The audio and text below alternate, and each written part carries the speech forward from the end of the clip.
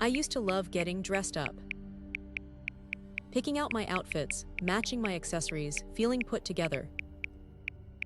It was part of who I was. Then one morning, I couldn't button my blouse. My fingers just wouldn't cooperate. I sat on the edge of my bed and cried.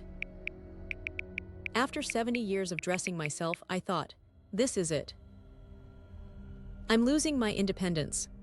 That was my reality for nearly 2 years, struggling every morning, sometimes taking over an hour just to get dressed, often settling for whatever I could manage to put on.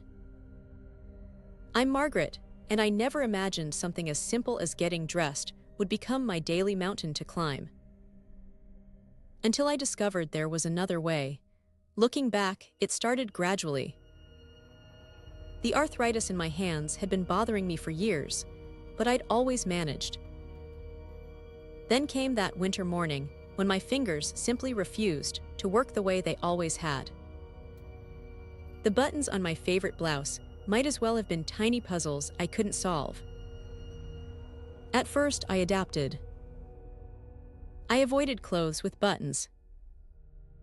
I bought bigger sizes so they'd be easier to pull on. I started wearing the same few outfits that I knew I could manage. My daughter noticed and bought me some clothes with Velcro instead of buttons. It helped, but let's be honest, they looked like they were made for someone in a nursing home, not for a grandmother who still wanted to feel like herself. The worst part wasn't the physical struggle. It was what it represented. Every morning became a reminder that my body was betraying me, that I was losing another small piece of my independence. When you've dressed yourself for 7 decades, suddenly needing help with something so basic, it shakes your sense of who you are. My granddaughter Lily would come over and help sometimes. "Grandma, let me get that for you," she'd say. She meant well, but I could see the worry in her eyes. And I hated being a burden. I started declining invitations to lunch with friends, to my grandson's school play, not because I didn't want to go, but because the thought of getting properly dressed for these events exhausted me before I even began. The turning point came at my granddaughter's wedding. I had this beautiful dress picked out navy blue with silver embroidery, but it had these tiny pearl buttons down the back. I knew I couldn't manage them, but I was determined to wear that dress. My daughter came early to help me get ready. As she buttoned me up, I caught a glimpse of myself in the mirror and just broke down. "Mom, what's wrong?" she asked. And all I could say was, I can't even dress myself for my own granddaughter's wedding. That evening, after the celebration, my daughter and I had a heart-to-heart. She'd been researching options for people like me, people who wanted to maintain their independence, but needed some adaptations. "Mom," she said, "there's this whole world of adaptive fashion now. It's not just hospital gowns and Velcro anymore. There are designers creating beautiful clothes for people with dressing challenges." I was skeptical, to say the least. In my mind, adaptive clothing meant institutional-looking garments that screamed, "I need help." But my daughter is persistent. The next day, she brought her laptop over and showed me websites with clothes that looked, well, like regular clothes. Stylish clothes. Clothes I would actually want to wear. I still remember the first adaptive piece I tried, a blouse that looked like it had buttons down the front, but actually closed with hidden magnets. When I put it on, it took me seconds instead of minutes. And looking in the mirror, you couldn't tell it was any different from a regular blouse. That first blouse led to another discovery, and another's. Pants with elastic waistbands that didn't look like elastic waistbands. Dresses that wrapped around and secured with simple clasps. Shoes that closed with a single pull, rather than laces or tiny buckles. What amazed me most was how normal everything looked. These weren't clothes that screamed, "I have a disability."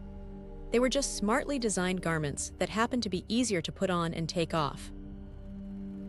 I learned that adaptive fashion isn't new. It's been around for decades for people with various needs. But what is new is the attention to style, to making clothes that address functional needs without sacrificing how they look. For someone like me, who grew up in an era where we dressed up to go to the grocery store, appearance matters. I don't want to look like I've given up. I want to look like me, just a version of me who can get dressed without frustration and tears. It's hard to explain what it meant to reclaim that part of my independence. The first morning I got completely dressed by myself in under 10 minutes, in an outfit I actually liked, I felt like I'd conquered Everest. There's a dignity in being able to care for yourself, in making your own choices about something as personal as what you wear. When that's taken away, it chips away at your sense of self. And when you get it back, it's like being handed a piece of your identity you thought was gone forever. My morning routine became something I could manage again, instead of something I dreaded. I started accepting those lunch invitations. I went to my grandson's next school performance wearing a lovely adaptive wrap dress that made me feel put together and confident. The psychological impact went beyond just getting dressed. When you start the day with a win instead of a struggle, it colors everything that follows. I found myself more willing to try other things I'd been avoiding because of my arthritis. If I could find a way around the dressing challenge, what else might be possible? And there was an unexpected benefit I never anticipated. Other women my age started asking about my clothes. "Margaret, that blouse is lovely. Where did you find it?" And suddenly, I was the one sharing resources, helping other seniors discover solutions they didn't know existed. What I've come to understand is that my experience isn't unique. There are millions of seniors facing the same challenges with dressing. Some because of arthritis like me, others because of Parkinson's, stroke, recovery, or simply the natural loss of flexibility that comes with aging. The statistics are eye-opening. By 2030, all baby boomers will be over 65, meaning 1 in 5 Americans will be retirement age. And studies show that difficulty dressing is one of the first activities of daily living where older adults start to need assistance. But here's what bothers me. Why isn't adaptive fashion more widely known? Why did I have to struggle for nearly 2 years before discovering these solutions existed? Part of it is awareness. Many seniors and their families simply don't know these options are available. Part of it is accessibility.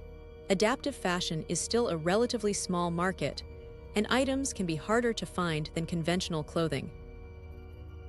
And part of it, I believe, is the stigma. Nobody wants to admit they need special clothes. But that's exactly the thinking that needs to change. Adaptive fashion isn't about special clothes. It's about thoughtfully designed clothes that work for more bodies and more abilities. It's about recognizing that standard clothing design doesn't serve everyone equally well. As enthusiastic as I am about adaptive fashion, I won't pretend it solves everything or that there aren't still challenges. For one thing, cost can be a barrier. Many adaptive pieces are more expensive than their conventional counterparts. When you're living on a fixed income, as many seniors are, paying a premium for clothes that you can manage independently isn't always feasible, even if it would improve your quality of life. Then there's the variety. While the options have expanded dramatically, they're still limited compared to conventional fashion. I sometimes look at all the choices my granddaughters have and feel a twinge of envy. I'd love more patterns, more colors, more styles that reflect my personality. And finding these clothes can still be a treasure hunt. Most department stores don't carry adaptive lines. Many are only available online, which presents its own challenges for seniors who may not be comfortable with e-commerce or who need to try things on before buying. But despite these challenges, I remain hopeful. The market is growing. More designers are recognizing the opportunity to serve this population. And as baby boomers continue to age, the demand will only increase. After my own discovery, I became something of an evangelist for adaptive fashion among my friends. I started a small group at my senior center. We call ourselves the Adaptive Style Club. We meet monthly to share resources, new finds, and sometimes to shop online together. What began with 5 women has grown to 15. We've had occupational therapists come speak to us about dressing techniques. We've organized a fashion show for the wider senior community. And most importantly, we've created a space where it's okay to talk about these challenges without embarrassment. One of our members, Eleanor, has Parkinson's. She told us that before discovering adaptive fashion, she'd started wearing the same outfit every day because the effort of choosing and changing clothes was too overwhelming. Now she has a wardrobe of mix-and-match pieces that all work with her limited dexterity, and she's back to expressing herself through her clothes. Another member, Robert, yes, we have men in the group too, found shirts with magnetic closures that look like traditional button-downs. I can still dress like the business professional I was for 40 years, he told us, even if my hands don't work like they used to. These stories remind me that clothing isn't just about covering our bodies. It's about maintaining our dignity, expressing our personalities, and preserving our sense of self as we age. 72 now, and I think about the future of fashion for people like me. What excites me most is seeing younger designers take an interest in this space. They're bringing fresh perspectives, incorporating new technologies, and approaching adaptive design not as a niche market, but as an opportunity for innovation that can benefit everyone. I've seen prototypes of garments with shape memory materials that adapt to changing body needs throughout the day. Smart fabrics that regulate temperature for those of us with circulation issues. Clothing with built-in sensors that can detect falls or monitor vital signs without looking medical. And I'm encouraged by the growing conversation around inclusive design, the idea that products should be created from the start to work for the widest possible range of users, rather than being adapted as an afterthought. My granddaughter Lily, who's studying fashion design, tells me her program now includes coursework on designing for diverse bodies and abilities. That would have been unheard of when I was her age. It gives me hope that the next generation of seniors might not face the same struggles I did. Because here's what I know for certain: the desire to express ourselves through what we wear doesn't diminish with age. If anything, it becomes more important as other aspects of our identity, our careers, our physical capabilities undergo change. 2 years ago, I sat on my bed in tears because I couldn't button a blouse. Today, I've reclaimed not just my ability to dress independently, but my joy in getting dressed. My closet is filled with clothes that work with my body instead of against it.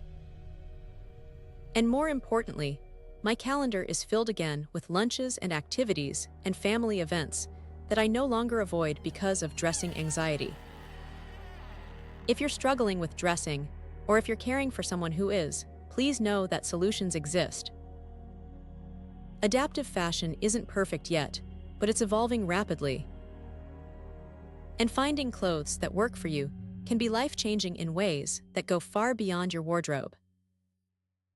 I encourage you to explore the resources we've linked below this video. Reach out to occupational therapists who can recommend specific adaptations for your needs. Connect with others who understand these challenges. You're not alone in this. And if you're a designer or retailer watching this, we need you. We need your creativity, your innovation, and your recognition that the aging market is not a niche but a growing, demographic hungry for solutions that preserve dignity and independence. For too long, the fashion industry has designed primarily for young, able bodies. But clothing is for everyone. And everyone deserves to experience the simple joy of getting dressed without struggle, the confidence that comes from wearing something you love, and the independence that appropriate clothing design can provide. I thought dressing was becoming impossible for me. Instead, I discovered it was the clothing that needed to change, not my expectations for independence. And that realization has made all the difference. Thank you for listening to my story. I hope it helps someone else find their way to solutions sooner than I did.